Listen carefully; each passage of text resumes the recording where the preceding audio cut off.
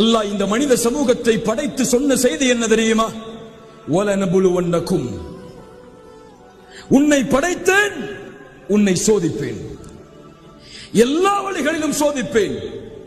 பசியை கொண்டு சோதிப்பேன், வறுமையை கொண்டு சோதிப்பேன், செல்வத்தை எடுத்து சோதிப்பேன், உயிர்களை பறித்து சோதிப்பேன்.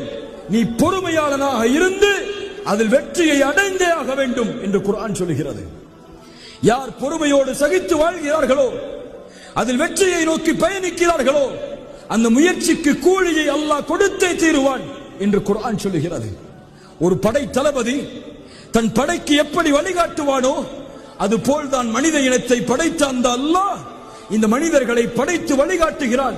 சோதனை வரும்போது துவளாதே, கவலைகள் வரும்போது நெருங்கி விடாதே, உறவுகளை செல்வத்தை உன்னிடத்தில் இருந்து நான் எடுக்கும் போது சோர்வடைந்து விடாதே, நீ முன்னேறு,